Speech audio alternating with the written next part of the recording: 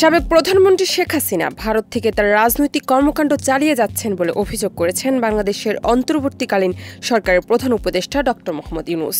তিনি বলেছেন, বিচারে মুখোমুখি করতে হাসিনাকে অবশ্যই ফিরিয়ে দিতে হবে ভারতকে।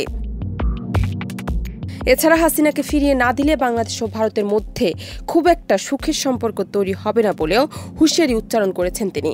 ভারতীয় সংবাদ মাধ্যম দ্য হিন্দুকে দেওয়া এক সাক্ষাৎকারে ডক্টর ইউনূস এসব কথা বলেন। একই সঙ্গে আওয়ামী লীগকে আগামী জাতীয় সংসদ নির্বাচনের প্রতিদ্বন্দ্বিতার সুযোগ দেওয়া হবে কিনা সেই প্রশ্নেও কথা বলেছেন নোবেলজয়ী এই অর্থনীতিবিদ।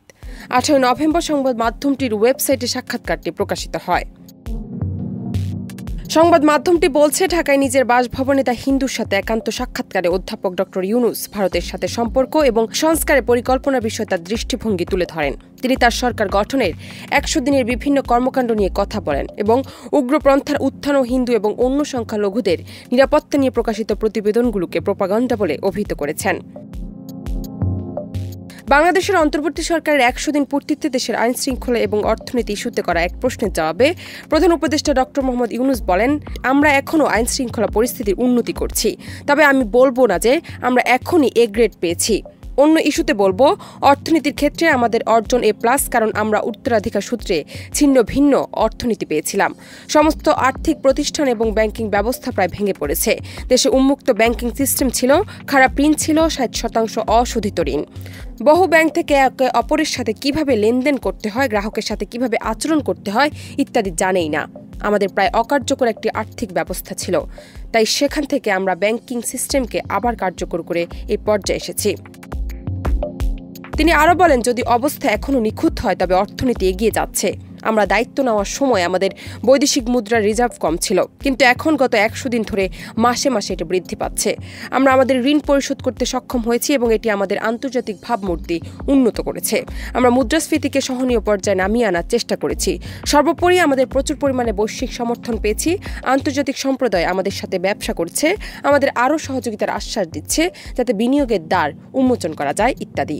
আমি জাতিসংঘের সাধারণ পরিষদের বৈঠকের অবসর প্রেসিডেন্ট বাইডেন ও ইউরোপীয় ইউনিয়নের প্রধান সহ অনেক সরকার প্রধানের সাথে দেখা করেছিলাম। আর অনেকের সাথে কথা হয়েছে যারা আমাদের আর্থিক সহায়তা এবং রাজনৈতিক সমর্থনের প্রতিশ্রুতি দিয়েছেন। আমাদের এমন কর্মকর্তারা আছেন যারা বিনিয়োগকারীদের সমস্যা দ্রুত সমাধান করতে প্রস্তুত, যাতে তারা বাংলাদেশের আমলাতান্ত্রিক জটিলতার আটকা না পড়েন। ওয়ান স্টপ পরিষেবা আছে যেখানে বিনিয়োগকারীরা তাদের কাজগুলো করতে পারেন। তাই আমি বলবো, দেশ খুবই ইতিবাচক পথে এগোচ্ছে। ভারত ও বাংলাদেশ এখন বিমস্টেক BBINA সহযোগিতা করছে, তাহলে সার্ক কেন? এমন প্রশ্নের জবাবে প্রধান উপদেষ্টা বলেন, সার্ক নয় কেন? আমরা যত বেশি বন্ধু ও সম্পর্ক তৈরি করতে পারি তত ভালো। সার্কে চলতেই হবে, এমন হওয়া উচিত নয় যে শুধুমাত্র দুই দেশের মধ্যে সম্পর্কের কারণে পুরো গোষ্ঠীটি অদৃশ্য হয়ে যাবে। আমরা একটি রেজুলেশন পাস করতে পারি, ভারত পাকিস্তানের যে কোনো ইস্যুকে এজেন্ডা থেকে বাদ দিতে পারি, কিন্তু সার্ককে শেষ করতে পারি না। সন্ত্রাসবাদ শেষ না হওয়া পর্যন্ত সার্কের কর্মকাণ্ড স্থগিত করতে 2016 সালে ভারতকে সমর্থন করা কি বাংলাদেশের জন্য ভুল কিনা? এমন প্রশ্নের জবাবে ডক্টর ইউনূস বলেন, আমরা যদি এমন শর্ত সামনে রাখি তাহলে কোনো সম্পর্কই চলবে না।